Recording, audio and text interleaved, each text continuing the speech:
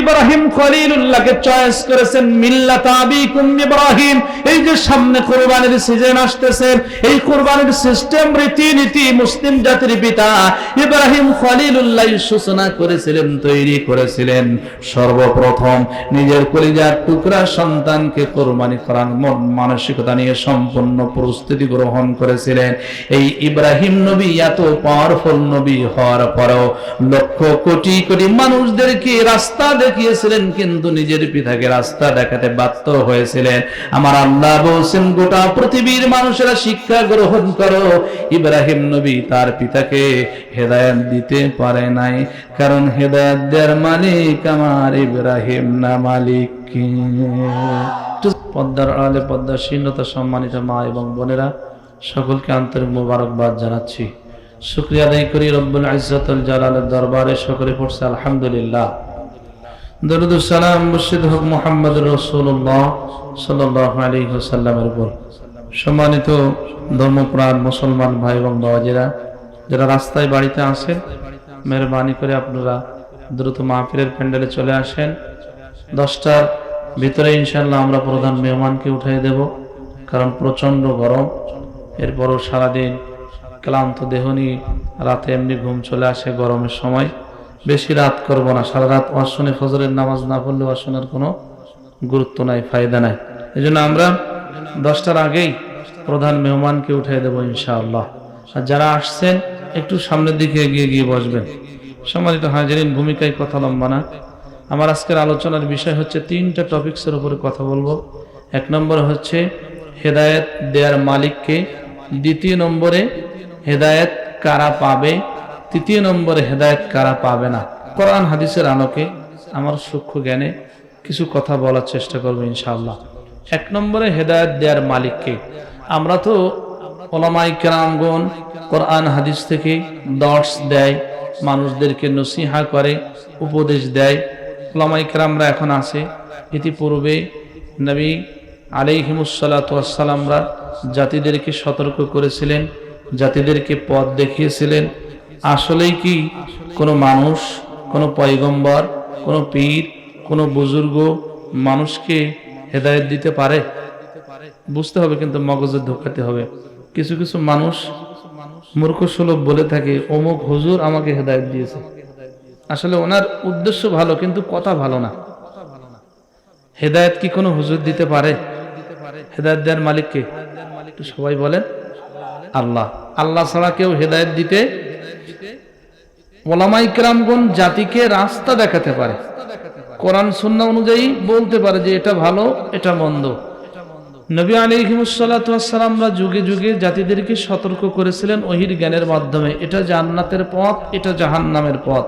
কিন্তু কোন নবীরাও কোন মানুষকে হেদায়েত দিতে পারে? 1 নম্বরে আমরা হেদায়েতের মালিক যে আল্লাহ, এটার দলিল নেই। আল্লাহ রাব্বুল আলামিন সূরাতুল আ'রাফ 178 নম্বর আয়াতের মধ্যে বলেন, মাই ইয়াহদিল্লাহু ফাহুয়াল মুহতাদি ওয়া মান ইউদ্লিল ফাউলাইকা হুমুল খাসিরুন। হেদায়েতের মালিক আমি আল্লাহ। কাকে আমি আল্লাহ হেদায়েত দেব এটা আমি আল্লাহ জানি। যাকে ইচ্ছা আমি আল্লাহ হেদায়েত দিতে পারি, আবার যার প্রতি ইচ্ছা নেই তাকে আমি আল্লাহ হেদায়েত দিতে পারি না। তোমরা মানুষদেরকে যতই বুঝাও ওয়া মান ইউদ্লিল ফাউলাইকা হুমুল খাসিরুন। আমি যদি কোনো মানুষদেরকে পথভ্রষ্ট করি, তাদেরকে কেউ পথ দেখাতে পারবে না। আর যারা পথভ্রষ্ট হবে এরাই হবে ক্ষতিগ্রস্ত। একটু আওয়াজ করে পড়েন নাউজুবিল্লাহ। আল্লাহ রাব্বুল আলামিন বলেন, ওয়াল্লাহু ইয়াদউ ইলা দারিস সালাম ওয়া ইয়াহদি মান ইয়াশাউ ইলা সিরাতিম মুস্তাকিম। আল্লাহ তাআলা চান না কোনো মানুষ অসত্যের দিকে ধাবিত হোক, জাহান্নামের দিকে ধাবিত হোক। কারণ মানুষদেরকে আমার আল্লাহ স্বহস্তে সৃষ্টি করেছেন, বড় আশা নিয়ে পৃথিবীতে পাঠিয়েছেন। মানুষ আল্লাহর গোলামি করবে, মানুষ আল্লাহর দাসত্ব করবে, মানুষ আল্লাহর ইবাদত বন্দেগী করবে। মা খালাকাতুল জিন্না ওয়াল ইনসা ইল্লা লিয়াবুদুন। আওয়াজ করে বলা যায় না আল্লাহু আকবার? আমাদেরকে সৃষ্টি করেছেন কে? একটু জোরে বলেন কে? মানব জাতিদেরকে আমার আল্লাহ গোটা মাখলুকাতের মধ্যে শ্রেষ্ঠত্বের আসনে বসিয়েছেন। ওয়ালাকাদ কাররামনা বানি আদম, সবচেয়ে সম্মানিত করেছেন। মানুষদের আকল দিয়েছেন, মানুষদের বিবেক দিয়েছেন, মানুষদের মস্তিষ্ক দিয়েছেন, ভালো মন্দ উপলব্ধি বুঝার ক্ষমতা দিয়েছেন, মানুষদের দুইটা চোখ দিয়েছেন, হাত দিয়েছেন, কান দিয়েছেন, পা দিয়েছেন। মানব জাতি ব্যতীত যত মাখলুক রয়েছে সকল মাখলুকের উপরে আমার আল্লাহ মানুষদেরকে আশরাফুল মাখলুকাত করেছেন। শুধু আশরাফুল মাখলুকাত না, সবচেয়ে সুন্দর গঠন দিয়ে দেহ দিয়ে তৈরি করেছেন। নামাজ করে বলেন সুবহানাল্লাহ। বলেন তো আমাদের আল্লাহ কি অকল্যাণ চাই? একটু কথা বলেন। হেদায়েত দেওয়ার মালিক কে? কোন নবী রাসূলরা কোন মানুষদেরকে হেদায়েত দিতে পারে?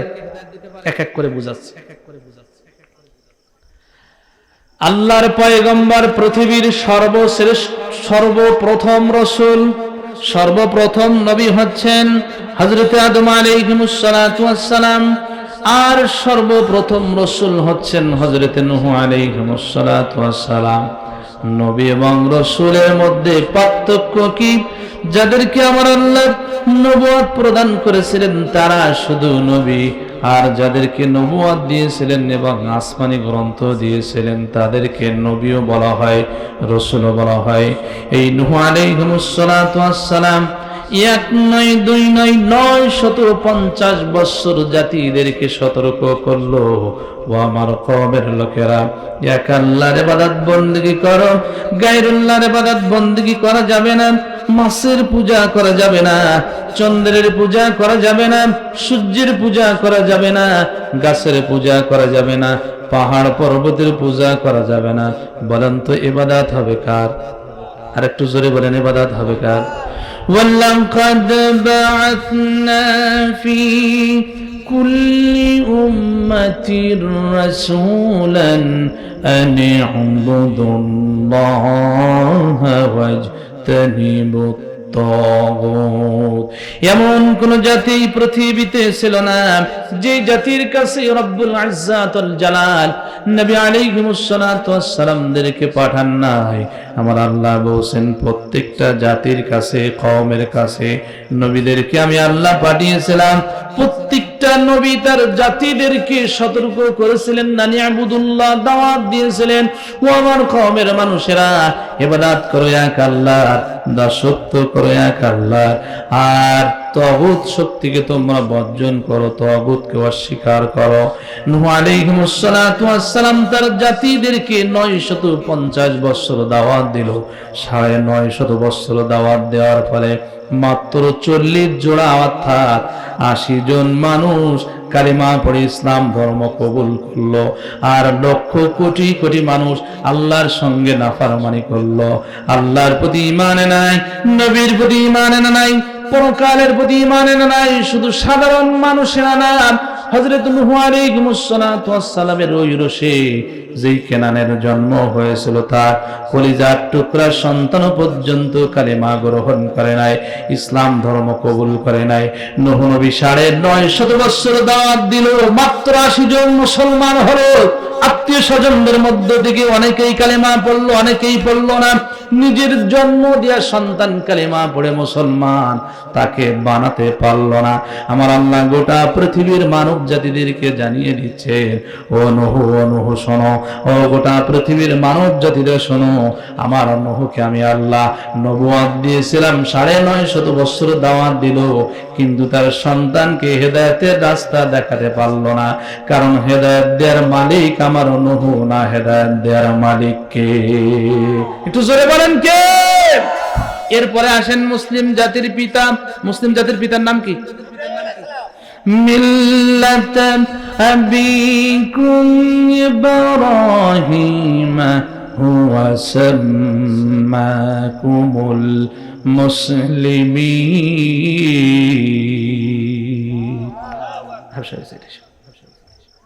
কথা কি বুঝতে কোনো অসুবিধা হচ্ছে? মনোযোগ কিন্তু এদিকে রাখতে হবে। হেদায়েতের মালিককে ইব্রাহিম আলাইহিস সালাতু ওয়াস সালাম যখন তার পিতাকে আগে নিজের ঘর ঠিক করতে হবে, তারপরে পর, নাকি? ইব্রাহিম আলাইহিস সালাতু ওয়াস সালাম তার পিতা আজরকে ডাক দিয়ে বললেন, ওয়া ইদ ক্বালা ইব্রাহিম লিআবিহি আযর আতাত্তাখিযু আসনামান আলিহা ইন্নী আরাকা ওয়া কওমাকা ফি দালালিম মুবিন। ও আমার পিতা, আমি দেখতে পাচ্ছি তুমি এবং তোমার কওমের মানুষেরা স্পষ্ট ভ্রান্তির মধ্যে নিমজ্জিত। তোমরা এক আল্লাহর প্রতি ঈমান আনো না, নমরুদকে ইলাহ বলে মানব, নমরুদকে খোদা বলে মানব। যে হাতে তোমরা মূর্তি তৈরি করো সেই মূর্তিকে তোমরা খোদা বলে মানব। সেই হাত দিয়ে আবার মূর্তিকে পানির মধ্যে ভাসিয়ে দাও। কি করে তোমাদের কল্যাণ দিতে পারে ওই মূর্তি? নমরুদকে খোদা বলে মানো। নমরুদকে তাহলে কে সৃষ্টি করেছেন? নমরুদকে কে বাঁচিয়ে রেখেছেন? নমরুদকে কে খাওয়ায়? নমরুদকে কে পড়ায়?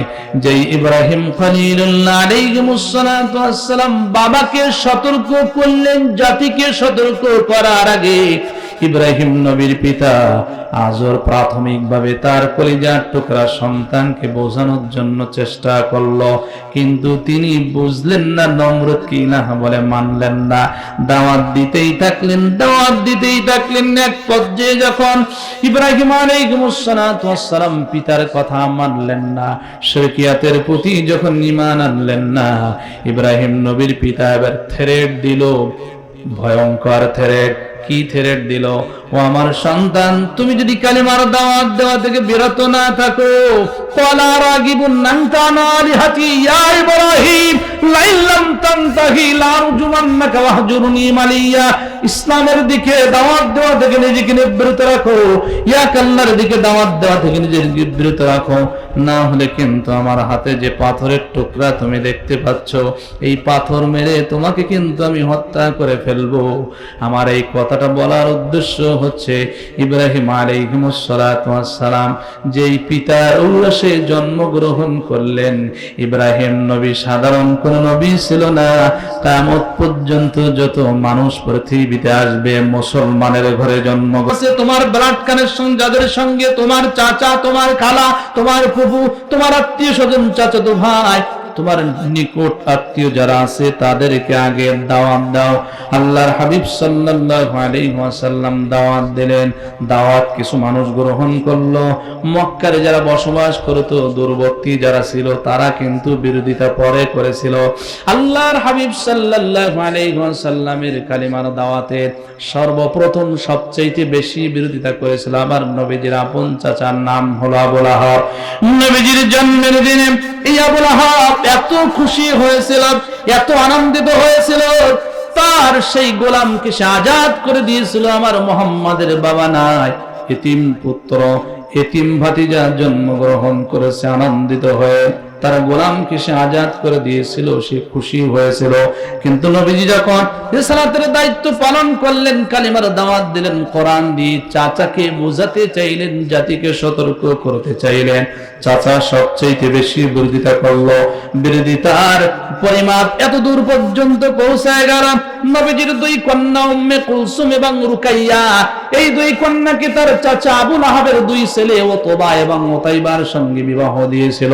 কালিমার দাওয়াত দেওয়ার কারণে সেই দুই কন্যাকে তালাক দিতে বাধ্য করলো, অপমান করলো, সন্তানদের মাধ্যমে অপদস্থ করলো, কথার মাধ্যমে কষ্ট দিতে লাগলো, কর্মের মাধ্যমে কষ্ট দিতে লাগলো।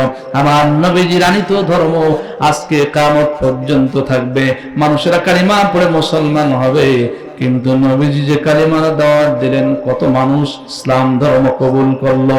হাবশী বিলাল নবীজিকে দেখেন নাই, মদিনায় এসে নবীজির হাতে হাত রেখে কালিমা পড়ে মুসলমান হলো, তকদিরে হেদায়েত জুটলো, কিন্তু আমার নবীজির আপন চাচা সে হেদায়েত পেল না, নবীজির ডবল বিয়ে হেদায়েত পেল না, নবীজির প্রতিবেশী ছিল আবু লাহাব, এই আবু লাহাব হেদায়েত পেল না। গোটা পৃথিবীর মানব জাতিদেরকে আমার আল্লাহ জানিয়ে দিচ্ছে আমার পরে আমার নবীজির সম্মান, ওমা আরসালনাকা ইল্লা রাহমাতাল লিল আলামিন, গোটা জগতের জন্য আমার নবীজিকে দয়ার সাগর রহমতের ভান্ডার করে পাঠিয়েছি। কিন্তু হেদায়েতের মালিক আমি আমার নবীজিকে বানাই নাই, কারণ হেদায়েতের যিনি মালিক তিনি কে? আর একটু জোরে বলে। আবু তালিবের কথা কার না জানা আছে? সংক্ষিপ্ত পরিসরে বলে যাই, কথাই কথা যেহেতু আসছে। আজকে আমার বাংলাদেশে আশিকে রাসূলের অভাব নাই, মানে কষ্ট নিয়েন না, মুখে দাড়ি নাই, মাথায় টুপি নাই, সুদ ঘুষ বাসে না, নামাজ রোজা নাই, হজ নাই, মুখে মুখে বলে আমি আশিকে রাসূল, আছে না নাই? আমি নামাজে পড়ি না তাতে কি হয়েছে, রোজা রাখি না তাতে কি হয়েছে, কোরআন পড়ি না তাতে কি হয়েছে, নামাজ পড়ি না তাতে কি হয়েছে, রোজা রাখি না তাতে কি হয়েছে, নামাজ পড়ি না রোজা রাখি না ইসলামী শরীয়তের ধার ধরি না, কি হয়েছে তাতে কি হয়েছে, আমার ঈমানটা তো ঠিক আছে, আমার ঈমানটা তো ঠিক আছে। এরকম শয়তান আমাদের দেশে আছে না নাই?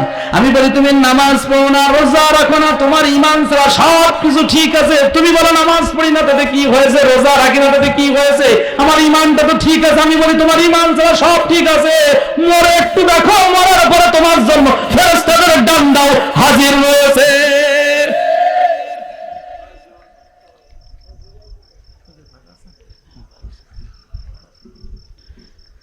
সম্মানিত ভাই এবং বোনেরা আমার, কিন্তু এই নবীজির চাচা আবু তালিব কাফের ছিল, মুশরিক ছিল। কথাটা মগজ দিয়ে একটু উপলব্ধি করার চেষ্টা করেন।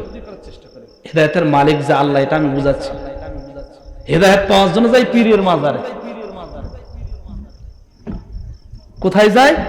পীরের মাজারে যায় হেদায়েত পাওয়ার জন্য।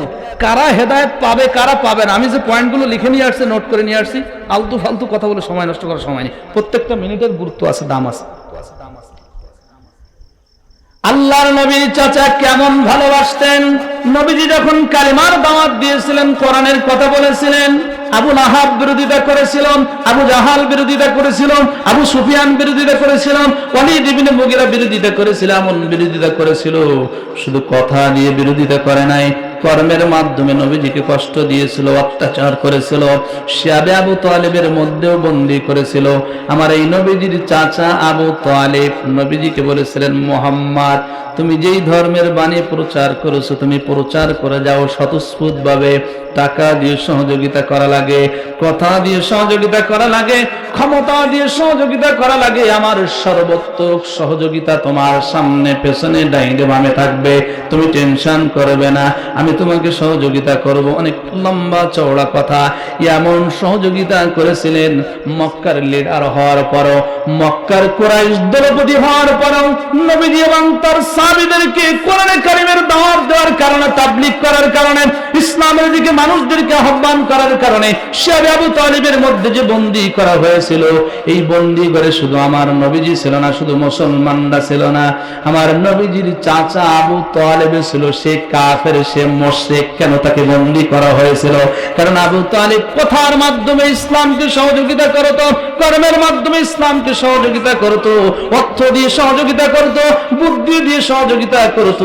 এজন্য যুগে যুগে দেখবেন সে ধর্মের লোক হোক না কেন, ও যদি কথা দিয়ে সহযোগিতা করে, কর্ম দিয়ে সহযোগিতা করে, ইসলামের সহযোগিতা করে, বাতিল শক্তির টার্গেট কিন্তু ও হয়ে যায়। বাস্তবে একটু উদাহরণ দিয়ে মিলাই নেন। বাংলাদেশের একজন নাগরিক পিনাকি ভট্টাচার্য এ ধর্ম সম্পর্কে ভালো পড়াশোনা করে, এই হিন্দু হওয়ার পরও মাজলুমদের পক্ষে কথা বলে, মুসলমানদের পক্ষে কথা বলে। এই কারণে কিন্তু কোরআন বিদ্বেষীদের কাছে সে টার্গেট হয়ে গেছে। কথা বলেন ঠিক কিনা?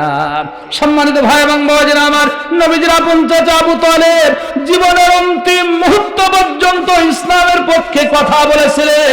এবং নবীজির চাচার যখন মৃত্যুর সময় উপনীত হলো, আমার নবীজির চাচার মাথার পাশে বসলেন, কারণ নবীজির সারা জীবন সুখ দুঃখের সাথী ছিলেন নাই আবু তালেব। নবী যখন মাতৃগর্ভে ছিলেন, জন্মদাতা পিতাকে হারিয়েছিলেন, দুনিয়ায় ভূমিষ্ঠ হওয়ার পরে আমার নবীজির দেখাশোনার দায়িত্ব অর্পিত হয়েছিল নবীজির দাদার কাঁধে এবং দাদির কাঁধে। নবীজির দাদির নাম ছিল ফাতিমা। দাদা দাদি যখন চলে গিয়েছিলেন, নবীজির সুখ দুঃখের সাথী হয়েছিলেন আবু তালেব। এই আবু তালেবের অন্তিম সময়ে চাচা জানের পাশে বসলে, ও আমার চাচা, সারাটি জীবন আপনি ইসলামের জন্য সময় কোরবান করেছেন, অর্থ কোরবান করেছেন, আপনি আমাকে অত্যন্ত মহব্বত করতেন, ভালোবাসতেন।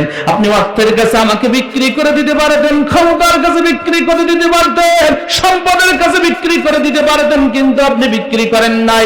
ঢাল হিসেবে আমার সামনে পেছনে ডাইনে বামে আপনি সদা সর্বদা দাঁড়িয়েছিলেন।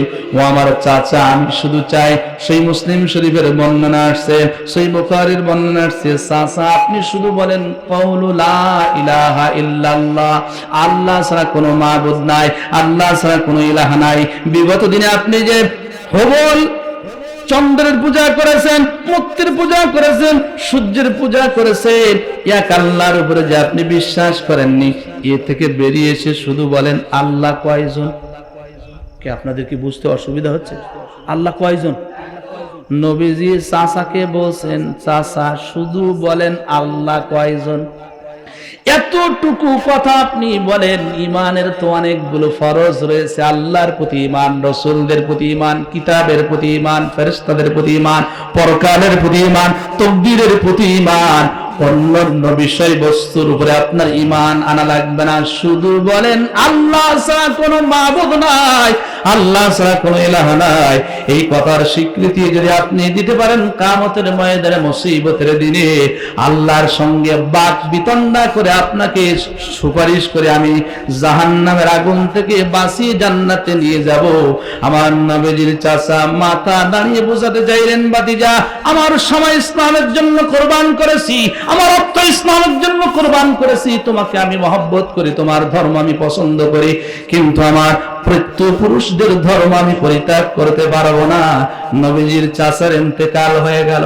নবীজি মনে মনে কষ্ট পেলেন না, হারে আমার চাচা আমাকে এত ভালোবাসতো, এত শ্রম দিল, এত ত্যাগ করলো, এত কোরবানি করলো, আমার চাচাকে আমি হেদায়েতের রাস্তা দেখাতে পারলাম না, নিজেকে ব্যর্থ মনে হচ্ছে। আওয়াজ করে বলেন নাউজুবিল্লাহ। নবীজি মনে মনে কষ্ট পেলেন, মনে ক্ষুণ্ণ হলেন। আমার আল্লাহ তো সবকিছু দেখছেন, সুবহানাল্লাহ বলতে পারেন? আল্লাহ কি সবকিছু দেখছেন না? আল্লাহ পাক রব্বুল আলামিন রাসূল করিম সাল্লাল্লাহু আলাইহি ওয়াসাল্লাম কে বার সম্মান করে বললেন, ইন্নাকা লা তাহদি মান আহাব্বাতা ওয়ালাকিন্নাল্লাহা ইয়াহদি মান ইয়াশা ওয়া হুয়া আ'লামু বিল মুহতাদিন। একটু আওয়াজ করবেন আল্লাহু আকবার। একটু শব্দের দিকে খেয়াল করেন, আমার নবীজির শানে আমার আল্লাহ কি শব্দ ব্যবহার করেছেন। আল্লাহ রাব্বুল আলামিন বলেন, ইন্নাকা লা তাহদি মান আহবাবতা। হে রাসূল, তুমি যাকে মহব্বত করো, যাকে ভালোবাসো, নিশ্চয়ই তুমি ইচ্ছা করলে তাকে হেদায়েত দিতে পারো। একটু জোরে বলেন। কি আপনাদের কি কষ্ট হচ্ছে?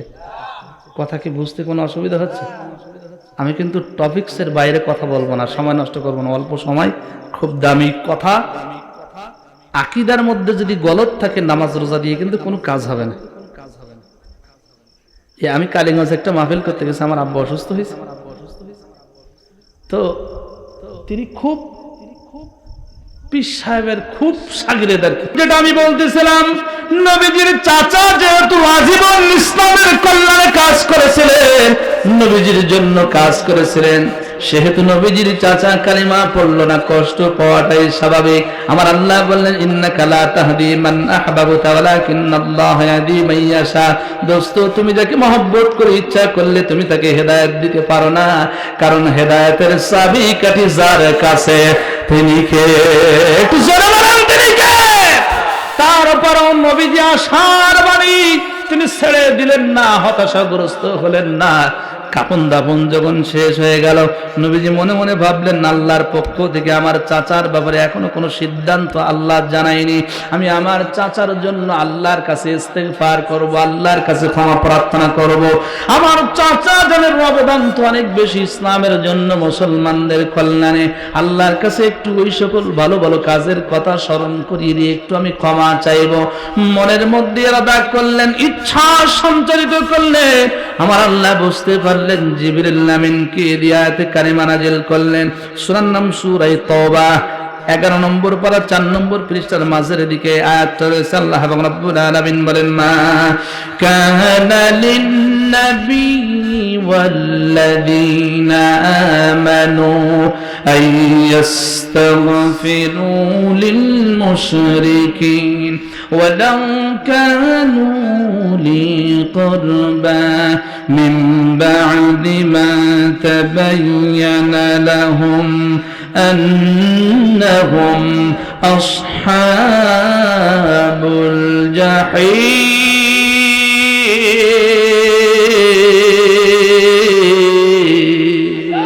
সবাই আমার দিকে খেয়াল করেন, মা কানা লিন-নবী, একটু শব্দ দিয়ে খেয়াল করেন, মা কানা লিন-নবী।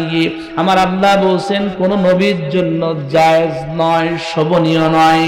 ওয়াল্লাযীনা আমানু, শুধু নবীদেরকে আমার আল্লাহ এখানে সীমাবদ্ধ রাখলেন না। আমার আল্লাহ বলছেন নবীদের জন্য জায়েজ নয় এবং ঈমানদারদের জন্য জায়েজ নয়। কি জায়েজ নয়? আইয়াস্তাগফিরু লিল মুশরিকিন, নবীদের জন্য ওই কাজটা জায়েজ নয় যে কোনো মুশরিকদের জন্য দোয়া করবে।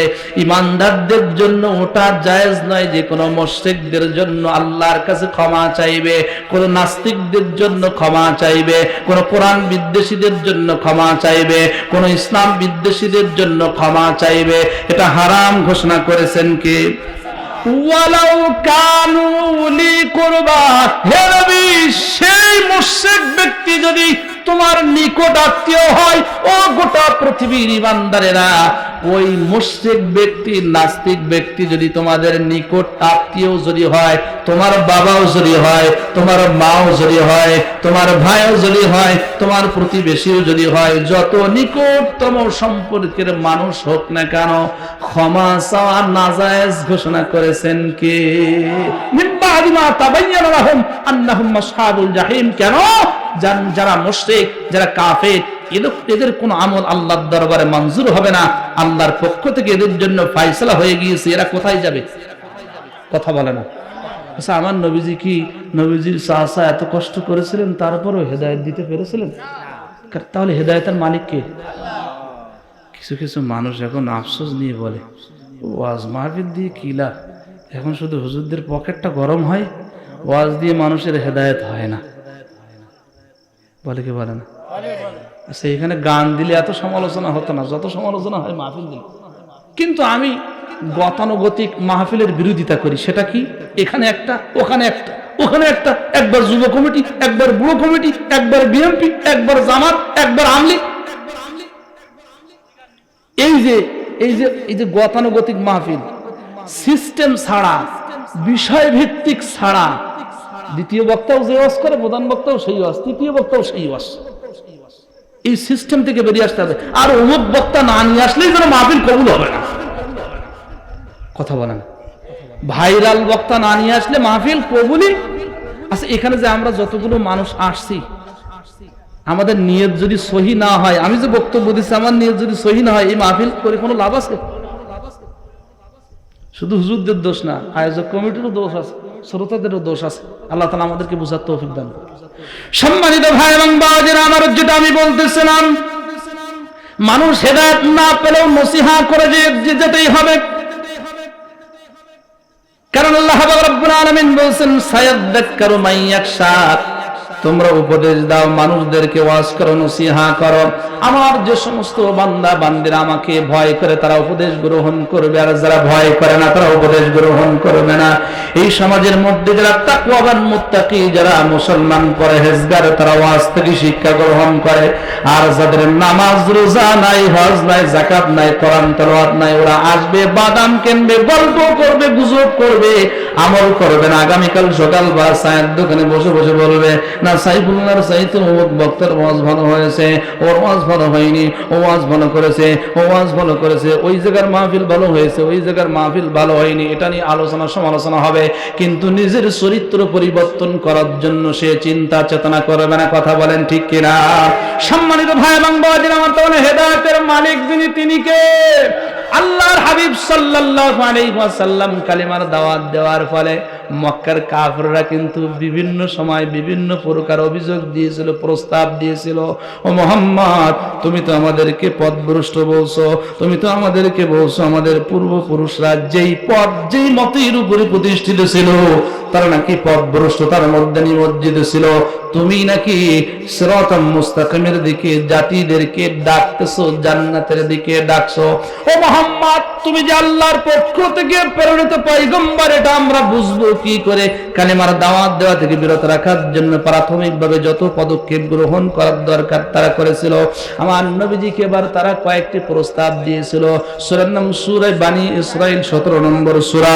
সূরা বানী ইসরাইলের 90, 91, 92, 93, 94, 95, 96, 97 আয়াত পর্যন্ত আপনারা একটু বাড়িতে গিয়ে তাফসীর করে দেখবেন। অ্যান্ড্রয়েড ফোনের মধ্যে তাফসীর রয়েছে। মক্কার কাফিররা বলল, মুহাম্মদ আমরা এই মক্কা নগরীতে বসবাস করি, মরুভূমির এলাকা, পাহাড় পর্বতের এলাকা, তুমি যদি আল্লাহর পক্ষ থেকে সত্যিকার অর্থে নবী যদি হয়ে থাকো, এই পাহাড় পর্বত গুলো এখান থেকে সরিয়ে দাও, এখানে খালবিল খনন করে এখানে নদীর ব্যবস্থা করে দাও, এখানে আপেলের বাগান করে দাও, আঙ্গুরের বাগান করে দাও, এখানে খেজুরের বাগান করে দাও, ইত্যাদি ইত্যাদি। সূরা বানী ইসরাইলের 90 নম্বর আয়াত থেকে আলোচনা রয়েছে। আল্লাহর হাবিব সাল্লাল্লাহু আলাইহি ওয়াসাল্লাম কাফেরদের প্রতি উত্তরে বলেছিলেন, এই বাগান বানানোর দায়িত্ব দিয়ে আমার আল্লাহ পৃথিবীতে পাঠাই নাই, খাল খননের দায়িত্ব দিয়ে আমার আল্লাহ পৃথিবীতে পাঠান নাই, আমার আল্লাহ আমাকে একটা নির্ধারিত দায়িত্ব দিয়ে, স্পেশাল দায়িত্ব দিয়ে পৃথিবীতে পাঠিয়েছেন। ও মুহাম্মদ এটা যদি তুমি নাও করতে পারো, তুমি আকাশের চন্দ্রকে দ্বিখণ্ডিত করে দাও। আমার নবী যে আকাশের চন্দ্র দ্বিখণ্ডিত করে দিয়েছিল, তারপরও তারা কালিমা পড়ে মুসলমান হয়নি, ইসলাম ধর্ম কবুল করেনি।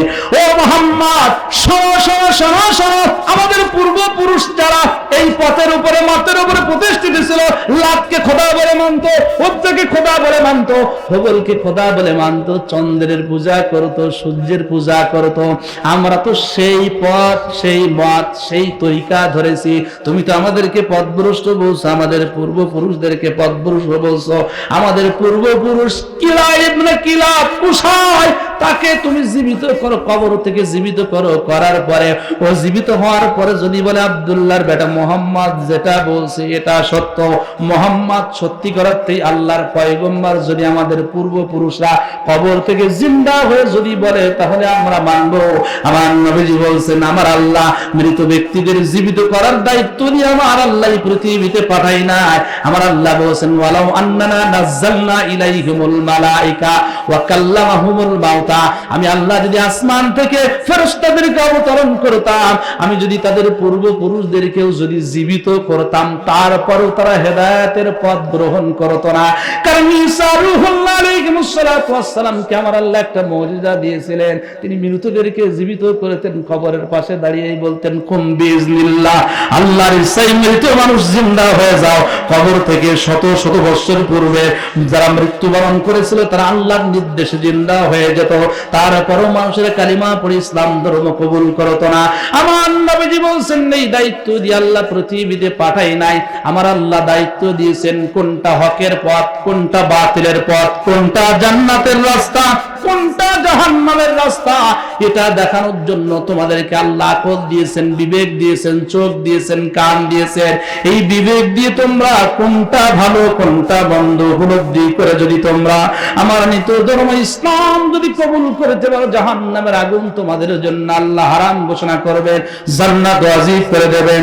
মূল কথা হচ্ছে তারা যে বিভিন্ন প্রকার প্রস্তাব দিল, আকাশ চন্দ্র দ্বিখণ্ডিত করো, গাছ লাগাও, এটা ওটা ওটা সেটা, আমরা কালিমা পড়ে মুসলমান হব, বলেন তো আসলে তারা কি কালিমা পড়ে মুসলমান হয়েছিল? তাহলে হেদায়েতের মালিক কে? একটু জোরে বলেন। কোন মানুষকে হেদায়েত দিতে পারে, হেদায়েতের রাস্তা চেনাতে পারে, মানুষদেরকে বুঝাই দিতে পারে। মানুষদেরকে আল্লাহ আকল দিয়েছেন, বিবেক দিয়েছেন, মানুষদের ব্যক্তি স্বাধীনতা দিয়েছেন। আল্লাহ বলেছেন দুইটা পথ দিলাম, তোমার ইচ্ছা হলে তুমি জান্নাতের পথ গ্রহণ করো, তোমার ইচ্ছা হলে তুমি কোরআন বিদ্বেষীদের পথ গ্রহণ করো। যারা ইসলামের পথ গ্রহণ করবে এদের উপর জুলুম আসবে, অত্যাচার আসবে, তারপরে কোরআনের পথ ছাড়বে না। মৃত্যুর পূর্বক্ষণ পর্যন্ত যারা কোরআনের পথে ইস্তেকামত থাকতে পারবে, মরতে দেরি আল্লাহর জান্নাতে যেতে দেরি হবে না। সুবহানাল্লাহ জোরে বলতে ইচ্ছা না? তাহলে হেদায়েতের মালিক কে? হেদায়েতের মালিক কোন পীর সাহেব, কোন নবী, কোন হুজুর, কোন বুজুর্গ? কেউ যদি বলে তার ঈমান কি শেষ। এবার আসেন, অনেক লম্বা চওড়া কথা, এবার আসেন হেদায়েত পাবে কারা? আসলে হেদায়েত পাওয়ার সিস্টেম কি? আমরা তো ওয়াজ করি, ওয়াজ নসিহত করি, কিন্তু মানুষের চরিত্রের পরিবর্তন হচ্ছে না।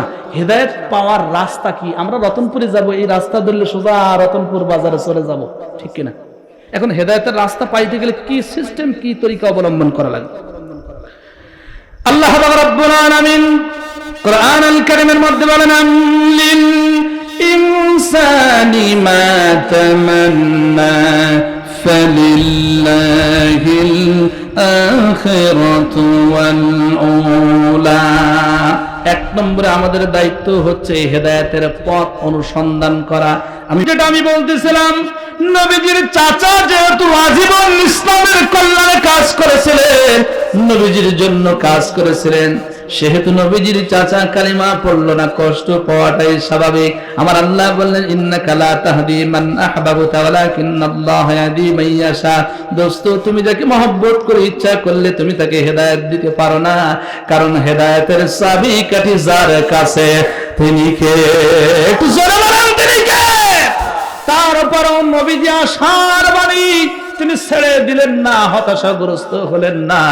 কাপন দাপন যখন শেষ হয়ে গেল, নবীজি মনে মনে ভাবলেন, আল্লাহর পক্ষ থেকে আমার চাচার ব্যাপারে এখনো কোনো সিদ্ধান্ত আল্লাহ জানায়নি। আমি আমার চাচার জন্য আল্লাহর কাছে ইস্তেগফার করব, আল্লাহর কাছে ক্ষমা প্রার্থনা করব। আমার চাচা জানের অবদান তো অনেক বেশি ইসলামের জন্য, মুসলমানদের কল্যাণে। আল্লাহর কাছে একটু ওই সকল ভালো ভালো কাজের কথা স্মরণ করিয়ে দিয়ে একটু আমি ক্ষমা চাইব। মনের মধ্যে ইরাদা করলেন, ইচ্ছা সঞ্চারিত করলেন। আমার আল্লাহ বুঝতে পারলেন, জিবরিল আমিনকে আয়াতে কারিমা নাযিল করলেন। সূরার নাম সূরা তাওবা, 11 নম্বর পারা 4 নম্বর পৃষ্ঠার মাঝের দিকে আয়াতটা রয়েছে। আল্লাহ রাব্বুল আলামিন বলেন, মা কানা লিন-নাবিয়্যি ওয়াল-লাযীনা আমানু আইয়াস্তাগফিরু লিল-মুশরিকিন ওয়ালাউ কানু লি কুরবা মিন বা'দি মা তাবায়্যানা লাহুম أنهم أصحاب الجحيم।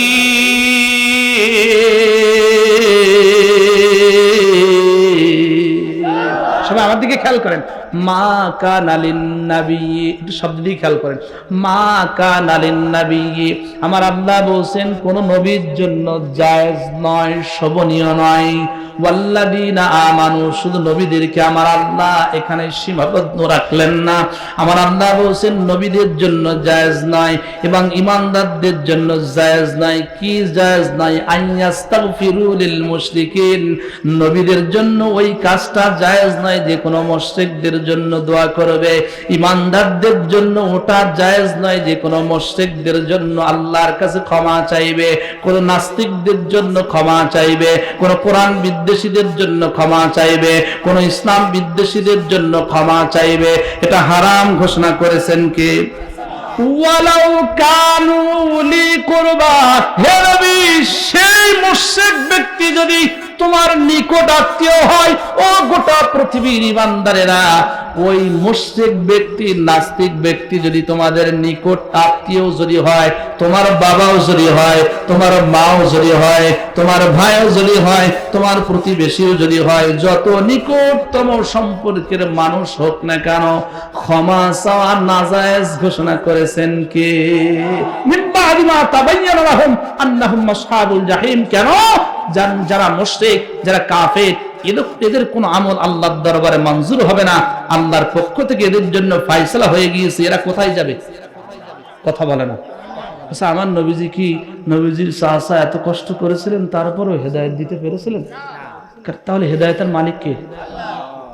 কিছু কিছু মানুষ এখন আফসোস নিয়ে বলে, ওয়াজ মাহফিল দিয়ে কি লাভ, এখন শুধু হুজুরদের পকেটটা গরম হয়, ওয়াজ দিয়ে মানুষের হেদায়েত হয় না। বলে কি বলে না? আচ্ছা, এখানে গান দিলে এত সমালোচনা হতো না যত সমালোচনা হয় মাহফিল দিলে। কিন্তু আমি গতানুগতিক মাহফিলের বিরোধিতা করি। সেটা কি? এখানে একটা, ওখানে একটা, ওখানে একটা, একবার যুব কমিটি, একবার বুড়ো কমিটি, একবার বিএনপি, একবার জামাত, একবার আওয়ামী লীগ। এই যে গতানুগতিক মাহফিল, সিস্টেম ছাড়া, বিষয় ভিত্তিক ছাড়া, দ্বিতীয় বক্তাও যে ওয়াজ করে, প্রধান বক্তাও সেই ওয়াজ, তৃতীয় বক্তাও সেই ওয়াজ, এই সিস্টেম থেকে বেরিয়ে আসতে হবে। আর অমুক বক্তা না নিয়ে আসলেই যেন মাহফিল কবুল হবে না। কথা বলেন, ভাইরাল বক্তা না নিয়ে আসলে মাহফিল কবুলই। আচ্ছা, এখানে যে আমরা যতগুলো মানুষ আসছি, আমাদের নিয়ত যদি সহি না হয়, আমি যে বক্তব্য দিচ্ছি আমার নিয়ত যদি সহি না হয়, এই মাহফিল করে কোনো লাভ আছে? শুধু হুজুরদের দোষ না, আয়োজক কমিটিরও দোষ আছে, শ্রোতাদেরও দোষ আছে। আল্লাহ তাআলা আমাদেরকে বুঝার তৌফিক দান করুন। সম্মানিত ভাই এবং বাবাজিরা আমার, যেটা আমি বলতেছিলাম, মানুষ হেদায়েত না পেলেও নসিহত করে যেতেই হবে। কারণ আল্লাহ রাব্বুল আলামিন বলেন, সায়াযাক্কারু মান ইয়াখশা। তোমরা উপদেশ দাও, মানুষদেরকে ওয়াজ করো, নসিহত করো। আমার যে সমস্ত বান্দা বান্দিরা আমাকে ভয় করে তারা উপদেশ গ্রহণ করবে, আর যারা ভয় করে না তারা উপদেশ গ্রহণ করবে না। এই সমাজের মধ্যে যারা তাকওয়াবান মুত্তাকি, যারা মুসলমান পরহেজগার, তারা ওয়াজ থেকে শিক্ষা গ্রহণ করে। আর যাদের নামাজ রোজা নাই, হজ নাই, যাকাত নাই, কোরআন তেলাওয়াত নাই, ওরা আসবে, বাদাম কিনবে, গল্প করবে, গুজব করবে, আমল করবে না। আগামীকাল সকাল বা চায়ের দোকানে বসে বসে বলবে, না সাইফুল্লাহর চাইতে অমুক বক্তার ওয়াজ ভালো হয়েছে, ওর ওয়াজ ভালো হয়নি, ও ওয়াজ ভালো করেছে, ও ওয়াজ ভালো করেছে, ওই জায়গার মাহফিল ভালো হয়েছে, ওই জায়গার মাহফিল ভালো হয়নি। এটা নিয়ে আলোচনা সমালোচনা হবে, কিন্তু নিজের চরিত্র পরিবর্তন করার জন্য সে চিন্তা চেতনা করবে না। কথা বলেন ঠিক কিনা? সম্মানিত ভাই এবং বাবাজিরা আমার, তাহলে হেদায়েতের মালিক যিনি, তিনি কে? আল্লাহর হাবিব সাল্লাল্লাহু আলাইহি ওয়াসাল্লাম কালিমার দাওয়াত দেওয়ার ফলে মক্কার কাফেররা কিন্তু বিভিন্ন সময় বিভিন্ন প্রকার অভিযোগ দিয়েছিল, প্রস্তাব দিয়েছিল, ও মুহাম্মদ, তুমি তো আমাদেরকে পথভ্রষ্ট বলছো, তুমি তো আমাদেরকে বলছো আমাদের পূর্বপুরুষরা যেই পথ যেই মতের উপরে প্রতিষ্ঠিত ছিল তারা নাকি পথভ্রষ্ট, তার মধ্যে নিমজ্জিত ছিল। তুমি নাকি সিরাতাম মুস্তাকিমের দিকে জাতিদেরকে ডাকতেছো, জান্নাতের দিকে ডাকছো। ও মুহাম্মদ, তুমি যে আল্লাহর পক্ষ থেকে প্রেরিত পয়গম্বর, এটা আমরা বুঝবো কি করে? কালিমার দাওয়াত দেওয়া থেকে বিরত রাখার জন্য প্রাথমিকভাবে যত পদক্ষেপ গ্রহণ করার দরকার তারা করেছিল। আমার নবীজিকে এবার তারা কয়েকটি প্রস্তাব দিয়েছিল। সূরার নাম সূরা বানী ইসরাইল, 17 নম্বর সূরা। সূরা বানী ইসরাইলের 90, 91, 92, 93, 94, 95, 96, 97 আয়াত পর্যন্ত আপনারা একটু বাড়িতে গিয়ে তাফসীর পড়ে দেখবেন। অ্যান্ড্রয়েড ফোনের মধ্যে তাফসীর রয়েছে। মক্কার কাফেররা বলল, মুহাম্মদ, আমরা এই মক্কা নগরীতে বসবাস করি, মরুভূমির এলাকা, পাহাড় পর্বতের এলাকা। তুমি যদি আল্লাহর পক্ষ থেকে সত্যিকার অর্থে নবী যদি হয়ে থাকো, এই পাহাড় পর্বত গুলো এখান থেকে সরিয়ে দাও, এখানে খালবিল খনন করে এখানে নদীর ব্যবস্থা করে দাও, এখানে আপেলের বাগান করে দাও, আঙ্গুরের বাগান করে দাও, এখানে খেজুরের বাগান করে দাও, ইত্যাদি ইত্যাদি। সূরা বানী ইসরাইলের 90 নম্বর আয়াত থেকে আলোচনা রয়েছে। আল্লাহর হাবিব সাল্লাল্লাহু আলাইহি ওয়াসাল্লাম কাফেরদের প্রতি উত্তরে বলেছিলেন, এই বাগান বানানোর দায়িত্ব দিয়ে আমার আল্লাহ পৃথিবীতে পাঠাই নাই, খাল খননের দায়িত্ব দিয়ে আমার আল্লাহ পৃথিবীতে পাঠান নাই। আমার আল্লাহ আমাকে একটা নির্ধারিত দায়িত্ব দিয়ে, স্পেশাল দায়িত্ব দিয়ে পৃথিবীতে পাঠিয়েছেন। ও মুহাম্মদ, এটা যদি তুমি নাও করতে পারো, তুমি আকাশের চন্দ্রকে দ্বিখণ্ডিত করে দাও। আমার নবী যে আকাশের চন্দ্র দ্বিখণ্ডিত করে দিয়েছিল, তারপরও তারা কালিমা পড়ে মুসলমান হয়নি, ইসলাম ধর্ম কবুল করেনি। ও মুহাম্মদ, শোনো শোনো শোনো শোনো, আমাদের পূর্বপুরুষ যারা এই পথের উপরে মাথার উপরে প্রতিষ্ঠিত ছিল, লাতকে খোদা বলে মানত, উজ্জাকে খোদা বলে মানত, হবলকে খোদা বলে মানত, চন্দ্রের পূজা করত, সূর্যের পূজা করত। আমরা তো সেই পথ, সেই মত, সেই তরিকা ধরেছি। তুমি তো আমাদেরকে পথভ্রষ্ট বলছো, আমাদের পূর্বপুরুষদেরকে পথভ্রষ্ট বলছো। আমাদের পূর্বপুরুষ কিলাব ইবনে কিলাব কুসায়, তাকে তুমি জীবিত করো, কবর থেকে জীবিত করো, করার পরে ও জীবিত হওয়ার পরে যদি বলে আব্দুল্লাহর বেটা মোহাম্মদ যেটা বলছে এটা সত্য, মোহাম্মদ সত্যিকার অর্থেই আল্লাহর পয়গম্বর, যদি আমাদের পূর্বপুরুষরা কবর থেকে জিন্দা হয়ে যদি বলে তাহলে আমরা মানবো। আমার নবীজি বলছেন, আমার আল্লাহ মৃত ব্যক্তিদের জীবিত করার দায়িত্ব নিয়ে আমার আল্লাহ পৃথিবীতে পাঠাই নাই। আমার আল্লাহ বলছেন, ওয়ালাউ আন্নানা নাযালনা ইলাইহিমুল মালাইকা ওয়া কাল্লামাহুমুল মাউতা, আমি আল্লাহ যদি আসমান থেকে ফেরেশতাদেরকে অবতরণ করতাম, আমি যদি তাদের পূর্বপুরুষদেরকেও যদি জীবিত করতাম, তারপরেও তারা হেদায়েতের পথ গ্রহণ করত না।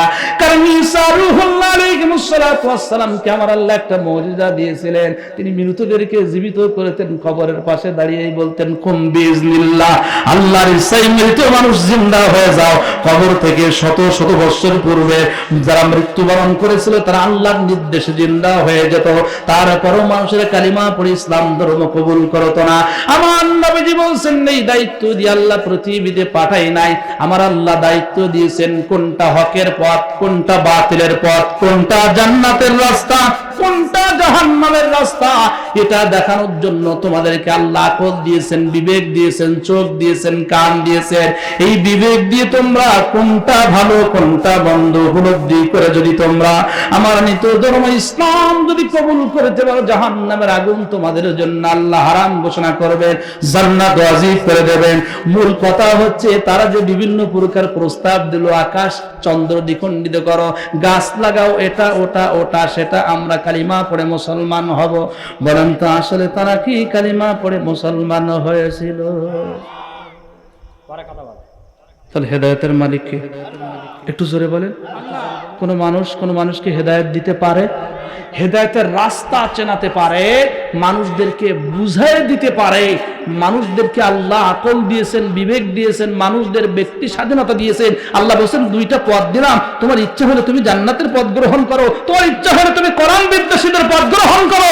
যারা ইসলামের পথ গ্রহণ করবে এদের উপর জুলুম আসবে, অত্যাচার আসবে, তারপরে কোরআনের পথ ছাড়বে না। মৃত্যুর পূর্বক্ষণ পর্যন্ত যারা কোরআনের পথে ইস্তেকামত থাকতে পারবে, মরতে দেরি আল্লাহর জান্নাতে যেতে দেরি হবে না।